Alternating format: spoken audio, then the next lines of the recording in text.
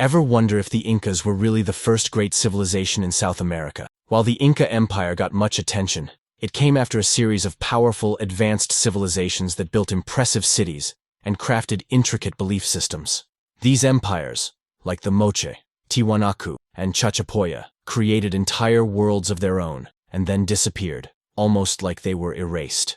Today, we're digging into these forgotten empires to discover who they were, what they left behind, and why they matter. So here is a question.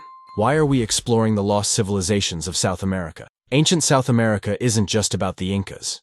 There were many other advanced societies that thrived, each leaving behind temples, cities, and myths that tell a story of resilience, resourcefulness, and mystery. These empires built farming and even astronomy experts long before the Inca rose to power. But today, most people have never even heard of them. Why? That's what we're about to find out. From mysterious temples to fortresses hidden in the clouds, let's take a closer look at these lost civilizations and the clues they left for us. Number 1. The Moche Empire. Warriors, rituals, and the Temple of the Sun. The Moche civilization thrived over 1,500 years ago along Peru's northern coast. These weren't just small, scattered communities. They were an organized society with a unique power structure. The Moche believed in gods who needed human offerings, and they created incredible art and architecture to reflect this belief system. One of their crowning achievements was the Huaca del Sol, or the Temple of the Sun, made from over 140 million adobe bricks. This massive temple once stood as one of the world's largest adobe structures. It was a place of worship, power, and rituals, and beliefs. The Moche society centered around powerful leaders called warrior priests.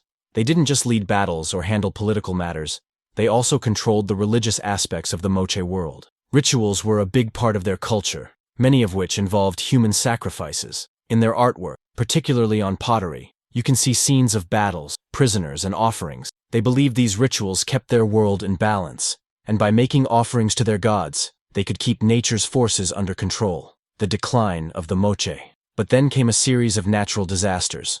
Around 600 AD, the El Niño climate pattern triggered extreme weather in the region. First came intense floods which destroyed homes, crops, and roads. Then came long, crippling droughts. The Moche did everything they could to maintain order, but eventually their society started to fall apart. The Moche vanished, leaving behind their temples, pottery, and ruins scattered across the desert. The Spanish found only these remnants centuries later, with no clear explanation of what happened, why it matters.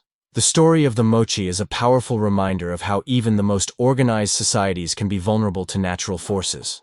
Although they had elaborate structures, complex religious practices, and a deep understanding of their land, they couldn't control nature. Today, archaeologists continue to find new Moche sites, learning more about their culture with each discovery, but their disappearance remains a mystery. Here is a quote.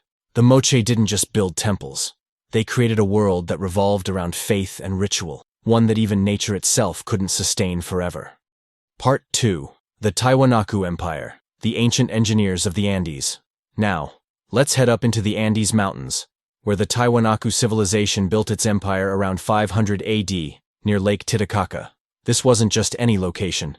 It was 12,500 feet above sea level. And yet the Tiwanaku managed to create an impressive city complete with complex engineering and agricultural systems that allowed them to thrive in this challenging environment. Engineering marvels. One of their greatest achievements was the Acapana Pyramid, a massive 7-layer structure designed with a drainage system that helped it withstand the heavy mountain rains. The Tiwanaku used sophisticated techniques to move large stones over long distances and carefully align them with celestial events.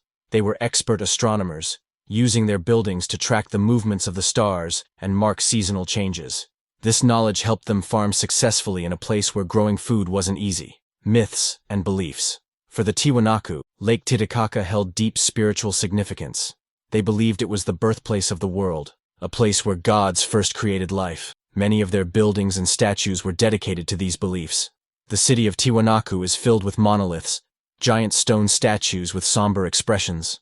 These statues look out over the mountains, almost as if waiting for something. This connection to the land and sky was essential to their culture and influenced how they organized their society and maintained their way of life. The Mysterious End of Tiwanaku. Around the 11th century, the Tiwanaku civilization started to decline, likely due to a severe drought that disrupted their agricultural system. The drought hit hard, and without the ability to grow enough food, the population couldn't survive. People left the city, abandoning it to the elements. Today the ruins of Tiwanaku still stand, with statues and pyramids that hint at a time when the Tiwanaku ruled the Andes. Why their story matters. The Tiwanaku show us how ancient people adapted to harsh environments and created complex societies against all odds. They were engineers, astronomers, and builders, whose connection to the land defined their way of life. Even after they left, the influence of the Tiwanaku can be seen in the cultures that followed, including the Inca. Quote, "The Tiwanaku didn't just live in the Andes, they thrived there, using knowledge and innovation to carve out a place high in the mountains." Part 3. The Chachapoya Empire, Warriors of the Clouds. Finally, let's travel to eastern Peru, where the Chachapoya lived high in the misty, cloud-covered mountains. The Chachapoya, also known as the Warriors of the Clouds, constructed their cities on cliff edges amid thick forests and steep hillsides. Their most famous city, Cuelap, was a fortress-like structure built on a mountain ridge with walls that reached up to 60 feet tall. Imagine a fortress hidden in the clouds. That's Cuelap. Distinct appearance and customs. The Chachapoya were known for their unique appearance, often described as taller and lighter-skinned than other indigenous groups in the region. Some historians think they may have descended from a different lineage, which could explain their distinct physical traits and customs. They were skilled warriors and held out against the Inca Empire for years, using their knowledge of the mountains to protect their territory. Unique burial practices.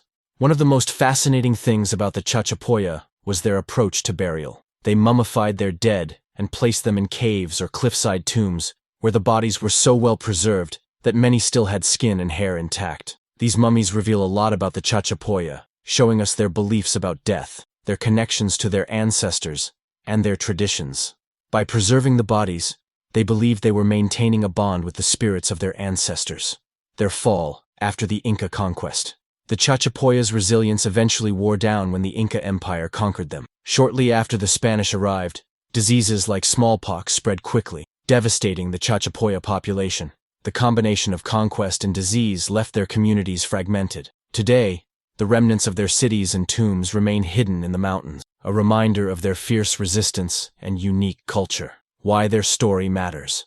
The Chachapoya offer a rare glimpse into a civilization that thrived in isolation, adapting to a mountainous, forested environment. Their resilience in the face of conquest shows the strength of their culture and traditions, which survived for generations in one of the harshest parts of the Andes. When you look at the Moche, Tiwanaku, and Chachapoya, you see that each civilization had its own strengths and unique ways of life, but they also share something. They built their societies in challenging environments, and developed ways to thrive despite these challenges. And yet, all three vanished, leaving behind ruins, artifacts, and mysteries that we're still trying to solve. Some historians say natural disasters caused their downfall, while others believe internal conflicts or invasions were to blame. Each civilization had a deep connection to their environment and a belief system that shaped everything they did. These lost empires remind us that even the most resilient societies can disappear, leaving only hints of the past for us to uncover. Here is a specific example. Think of Chachapoya's Cuelap fortress. Built high in the clouds, it symbolizes the resilience and determination of a people who made their home in the mountains and defended it against invaders for generations. Conclusion. Why we need to remember these lost empires.